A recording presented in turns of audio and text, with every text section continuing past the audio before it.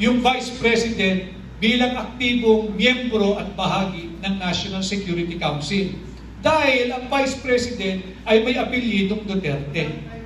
At ang sabi ng Malacanang, hindi raw po importante, hindi relevant ang papel ng Vice President ngayon, kaya siya itinanggal at hindi sinali sa National Security Council. Bakit hindi nila pinapaliwanag?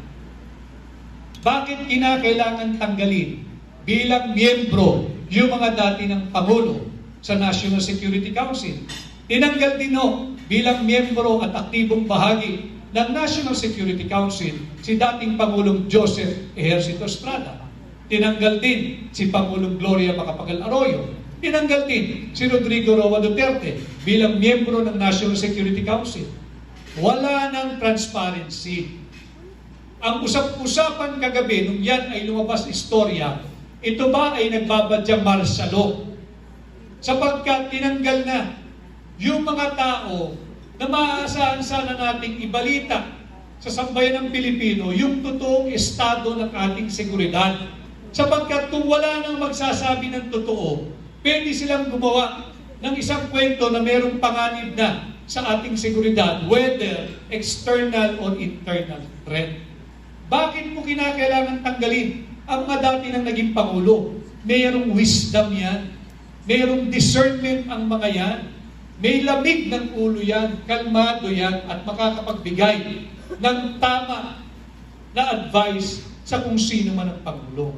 Dito makikita mo, kaduda-duda yung ginawang reorganization. Ito ba ay nagbabadyang martial o ito ba ay nagbabadyang na malapit na tayong tumungo doon sa pinangangambahan na lahat na magkaroon ng isang armadong sigalot o hidwaan laban sa ating kapitbahay na China? Bunsod sa pag-uudyok ng ating alyadong Amerikano. Importanteng malaman natin ito. Dahil pag nagkaroon, whether ng martial law o ng gera laban sa China, apektado ang buhay ng bawat isang Pilipino. At hindi nararapat tinanggal ang Vice President o yung mga dati ng naging Pangulo. Paano pa natin malalaman yung tunay na estado at kalagayan ng ating bansa? Kung sila-sila na lamang ang mag-uusap, ang magdedesisyon at maghuhulma kung ano ang direksyon ng ating bansa sa mga darating na araw, linggo, buwan, taon at panahon. Kinakailangan alam niyo ito. Kinakailangan napapag-usapan natin ito at kinakailangan somehow ay napapagliwanagan natin sa mga mamamayang Pilipino ang mga mahalagang usapin na panlipunan. Again, part po yan ng advokasya ng hakbang na maiso, yung peace and security. Ang kinakailangan natin ay katatagan ng ating seguridad. Tama, pero hindi natin kayang pumasok sa isang armadong sigalot laban sa China. Hindi natin interes yan. Hindi mo nga mapakain ang iyong nagugutom na populasyon, papasok ka pa sa isang armadong hidwaan o digmaan laban sa China. Wala nga tayong tugon at hindi matugunan yung issue ng food security. Papasok ka pa sa napipintong armadong hidwaan laban sa China. Papayag ba kayo niyan? Alam mo ninyo, pag tayo pumasok sa isang gera, panoorin lang ninyo yung mga international news. Tingnan ninyo yung itsura nung away ng mga Hamas at ng Israel. Tingnan ninyo yung itsura, giba-gibang gusali, natigil ang eskwela, walang nag-aaral, yung mga kabataan, kawawa, walang matirahan, pati ospital giba. Hindi ito kinakailangan natin. Ang kinakailangan natin, pagkain.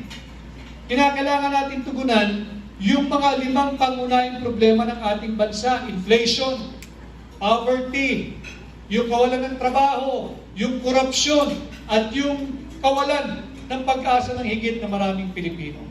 Ito yung ating mga dapat pinagtutuunan ng panahon at pansin. At mahalaga na pinag-uusapan natin ito days and months leading into the campaign proper, so that when the time comes and you have to choose your 12 senators this coming May 12, 2025, ako ay openly humaharap sa inyo, nagpapasukat, nagpapasuri. Kung sakaling ako ay pasado sa inyong gagamiting batayan, ang pakiusap ko, ikampanya nyo rin ako sa inyong pamilya, sa inyong kapitbahay, sa inyong mahal sa buhay, sa inyong kaibigan, at sa lahat ng Pilipinong inyong makakaharap sa anumang panig ng mundo.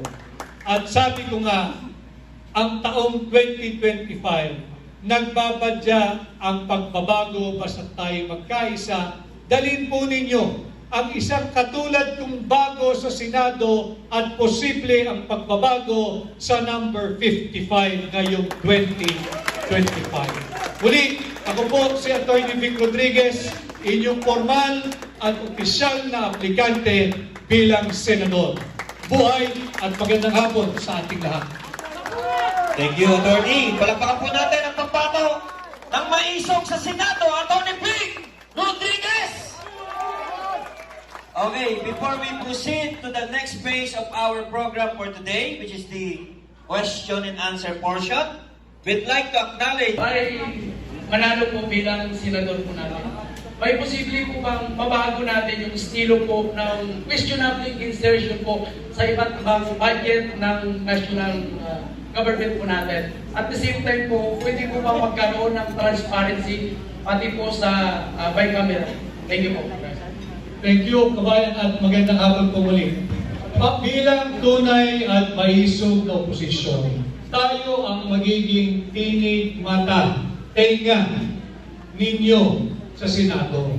Itong taon ng budget, mula pa lamang sa NEP o yung rekomendasyon ng Executive Department, babantayan na natin, masusi na natin susuriin hanggang sa paglimpag nito, hanggang sa pagdibadihan nito, hanggang sa dumaan ito sa tinatawag na BICAM, yung Bicameral Conference Committee, BICAM yun eh.